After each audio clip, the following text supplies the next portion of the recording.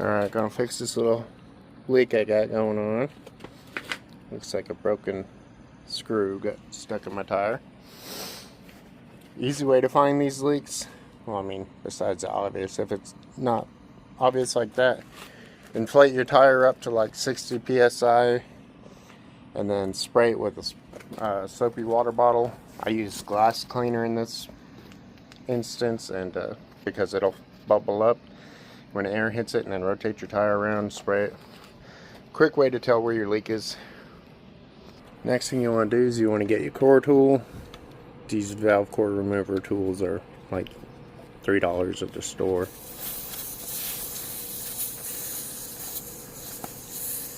Let the air out.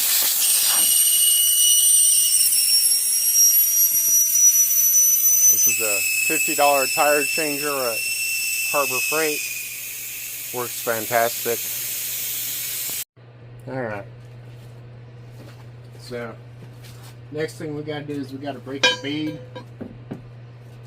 Got all the air out of the tire.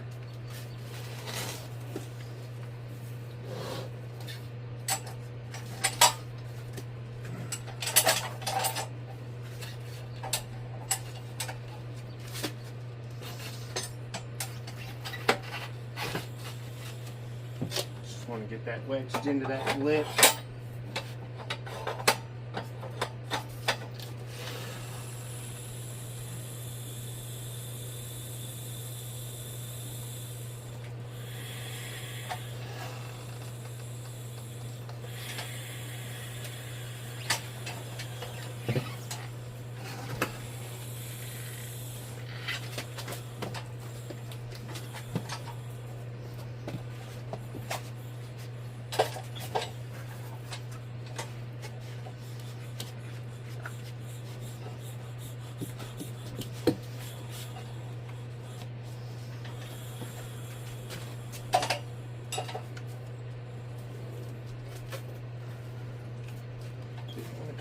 Quite break free.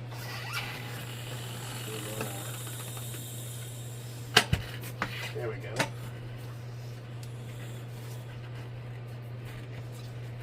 Break that seal all the way around.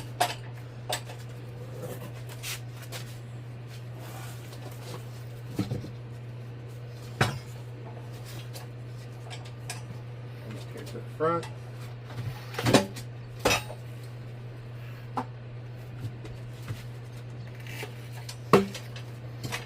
Usually once you get a little bit of that bead broken, you can walk the rest out with body weight.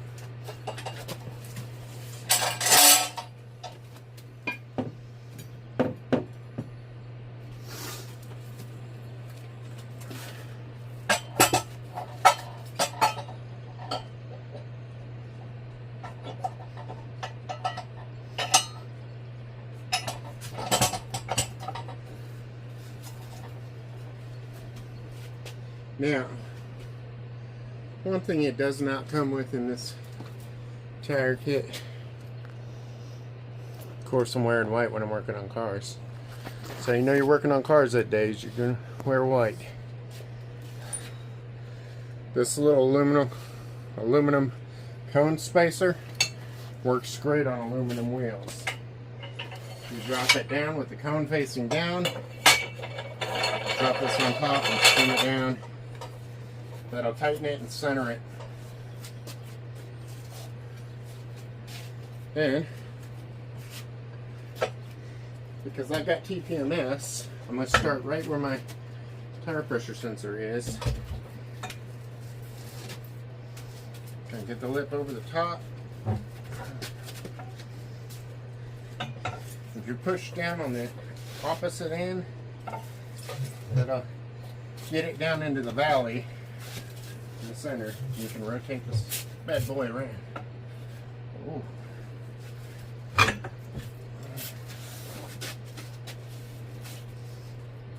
Tough one today.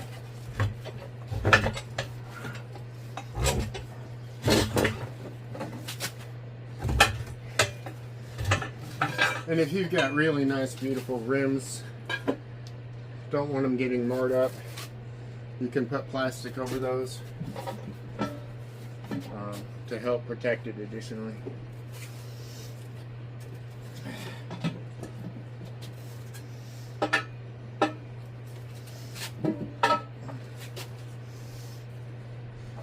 Now what I'm doing to get this bottom part, I'm lifting this underside here down into the valley. The valley's in the center, you'll see it crease down in there. And that allows me to get more room over here to get my bar through. And I'm feeding the bar all the way through the bottom.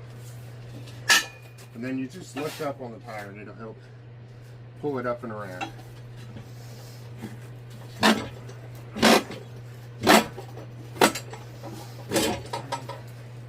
You can use soap and stuff to lubricate this and make it a little easier to get off.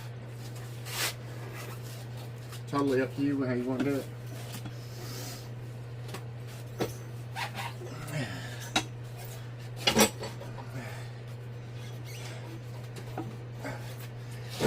Oh.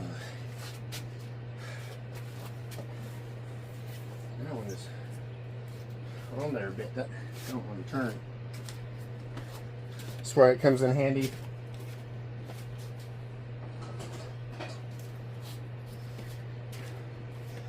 So I have these tire irons. This is 24-inch from Harbor Freight. Comes in real handy sometimes. It's a little thinner than this other one, so I can use it sometimes.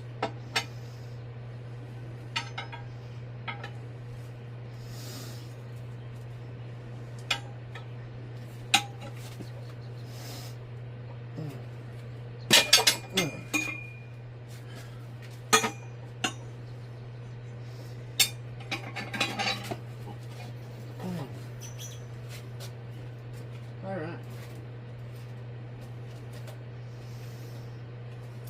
I'm gonna get my spray.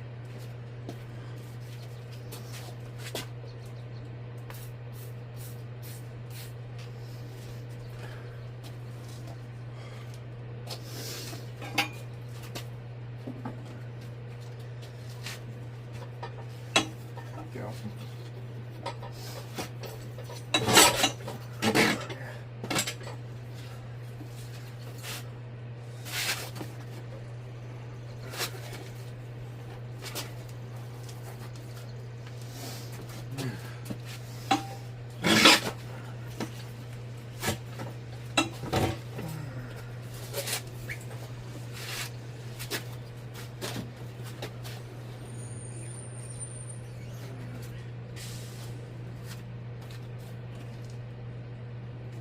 This one's giving me more trouble than I normally have.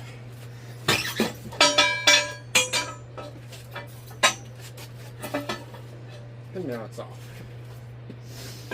So, I would say 9 times out of 10, it's going to go a lot easier than that. This tire just hates me. What it was is this link did not want to bend outward. It's pretty stiff. So now I gotta find my link. Got my link here. Tire chalk works really great for marking your line. Where this hole is. Alright.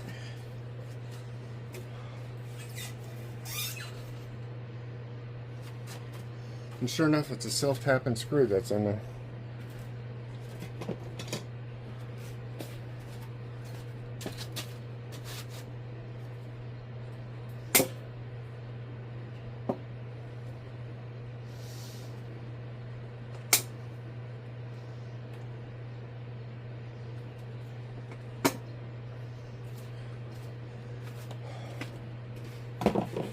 Echo, turn on big fan.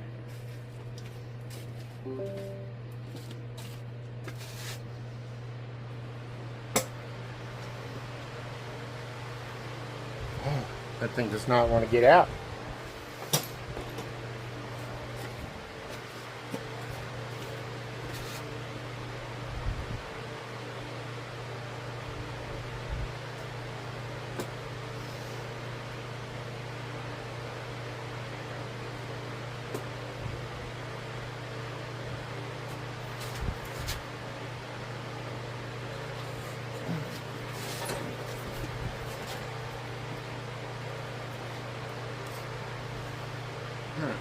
I'm gonna throw this away so I don't get it in the tire again.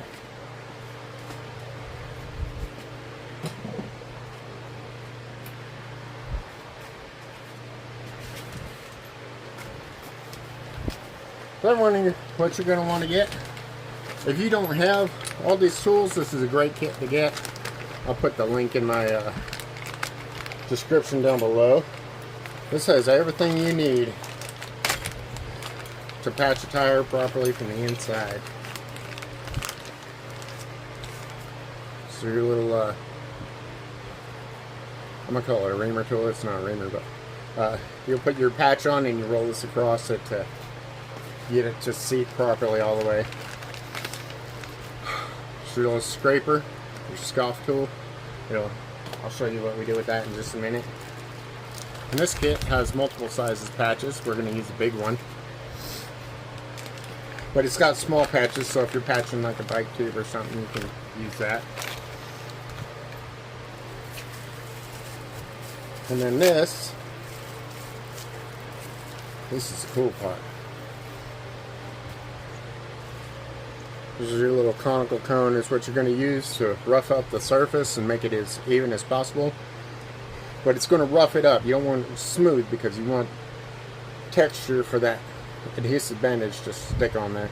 This has two different connections on it. One, if you got like a 3/4 inch drill, or if you want to hook it into like the air, what you call it, grinder tool setup.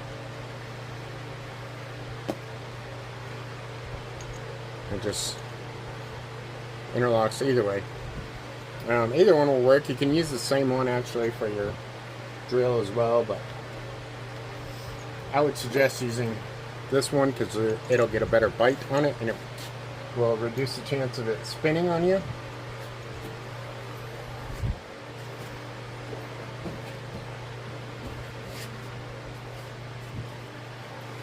And I gotta get the drill, hang on. Alright, back with my drill. Got that on. Now,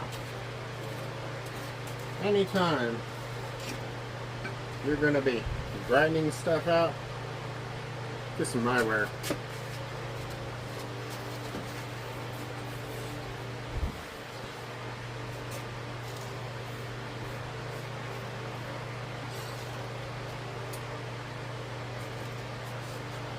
Let me show you what I'm about to do, what it looks like before and after. So,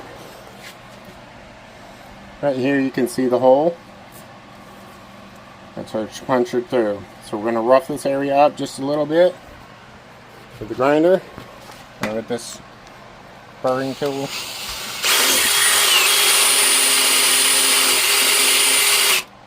Yeah, let me get 2 hands because this thing will kick on you.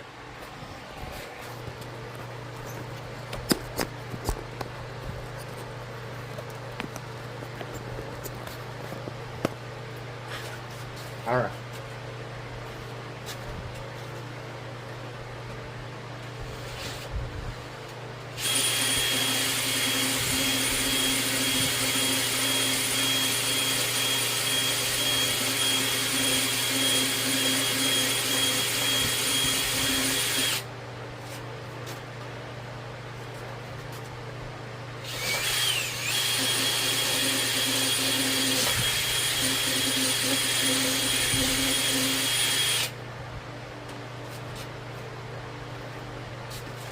Okay. Now, I'll show you what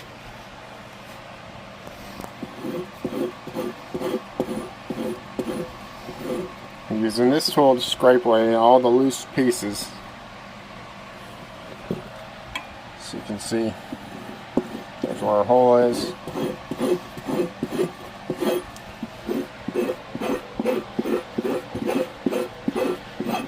Now I'm actually going to get the shop vac and vacuum this because we have quite a bit of debris in there. So, uno momento.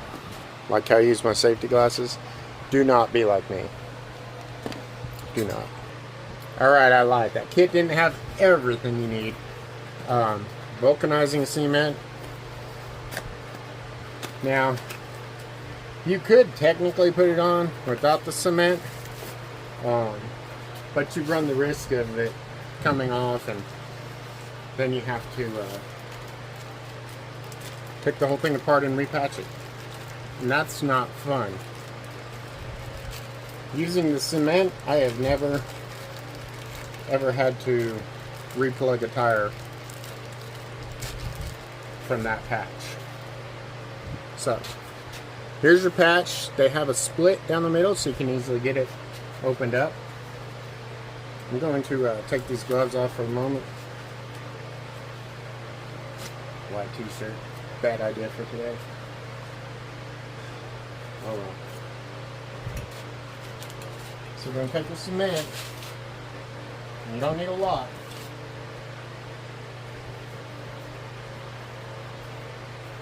Put it in there, smear around.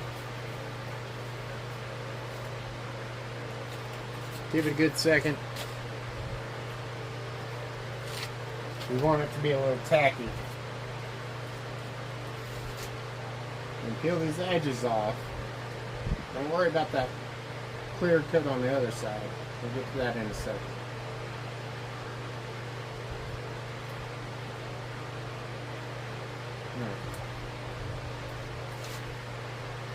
Let's peel it back, get it ready. Try to put the patch dead center where the hole is. And you're going to take your little roller, press hard on it, and roll it down as much as you can. Try to cover the whole way, multi-directions.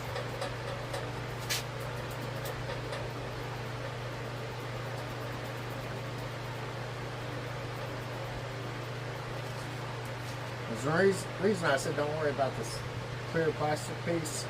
When you go to roll this on, it's going to mesh that around.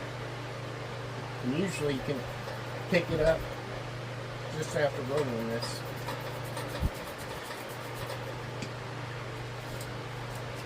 Just like that. Comes right out. So, let me show you what she looks like. Alright. It's a completed job. There's a tire patch. And once you've got it on there, we can go ahead and start assembling the tire again.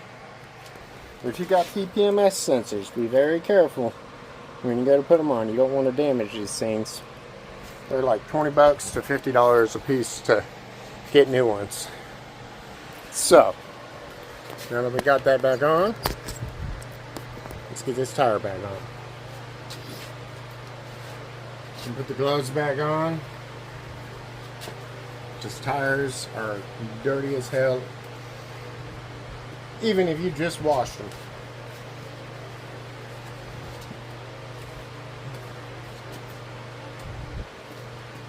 Right.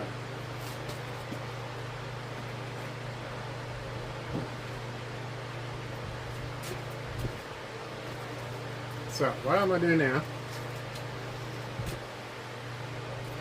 I'm going to take my little towel here.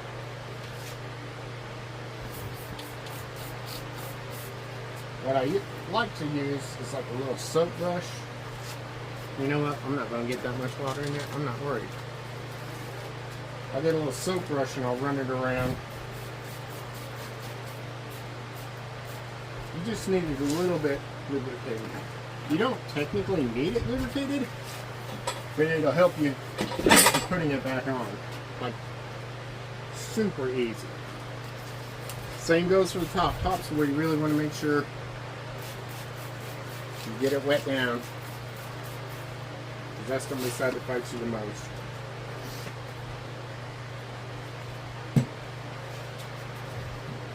I'm putting mine down. The TPMS sensor is first, so that if I have to put the hook in, I'm not going to risk damaging that as I spin this on. Now right now I'm just kind of manhandling it. See how much I could get on. That's where we are. So now you can use this hook if you want.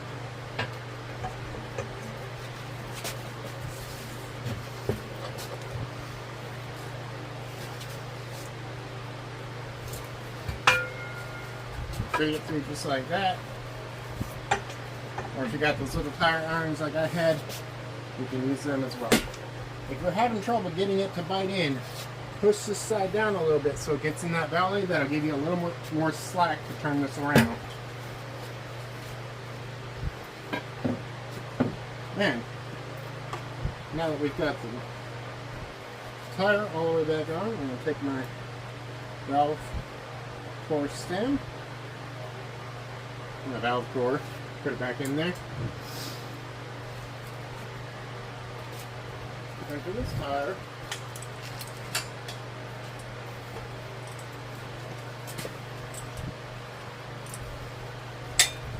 Some tires you can do this, you push it down onto the back side.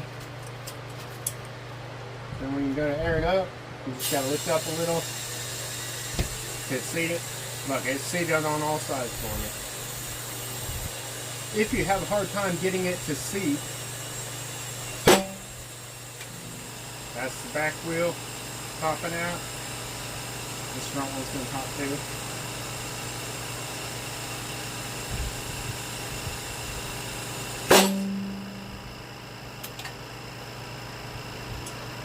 Just like that, all sides are seated now. If it's having a hard time moving, give it a little more soap water. That'll help it slide up the rim. You can also take the valve core out and direct shoot air into this without the valve core in there. It'll put a lot of air in real quick and it'll bump it up and fill it.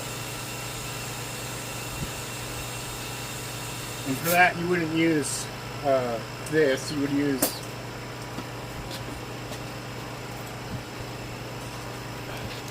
I'm sure everybody's seen these before, right? So take this with the tip. I wouldn't use a long one.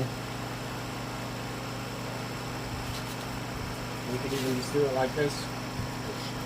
Jet shoot air in there, it'll pop this up real quick and it usually seats it really fast.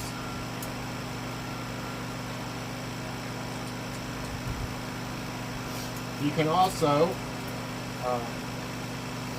so you got really high sidewall tires and they're really flimsy, it's kind of hard to get them to seat. You can take the tire off and bounce it upright on the ground and roll it back and forth, like bounce it, rotate it a little bit, bounce it again. That'll get it to kind of seat on both sides. And then you can put air in it and it should help seat it. Another thing you can do, a lot of people like to do, is take a ratchet strap, go all the way around the center and ratchet it tight. Squeezing in on it, it's going to push the sidewalls out. So, multiple ways you can do that. I go with whatever one's quickest and easiest for me. At the time, this one worked well. Putting it back up. Alright, so I'm at my tire pressure.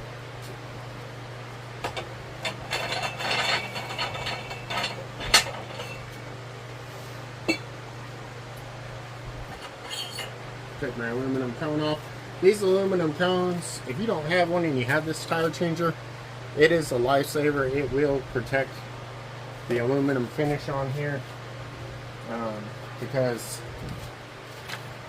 now it's a little bent up, but this is the one that Harbor Freight gives you, and it sits down like that. That's very, very hard on wheels. It's great for steel wheels because you don't give a crap if you mark them up, but for aluminum, you don't want to do that.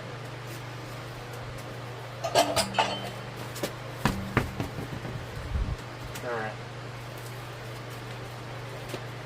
So now, see where my leak is. I know it was on the inside.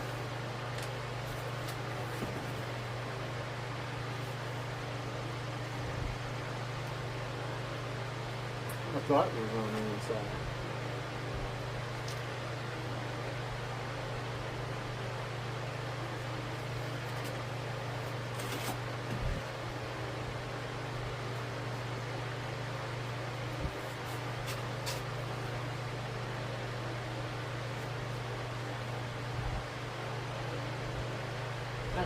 There it is. that might be a little hard to see. But last thing you want to do,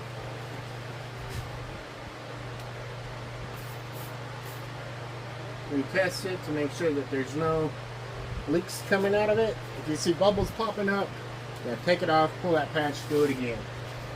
But there is no bubbles popping. We are good to go. We'll take a look one last time, make sure there's nothing else. I didn't see anything big, but if there's a small one in here, might catch it.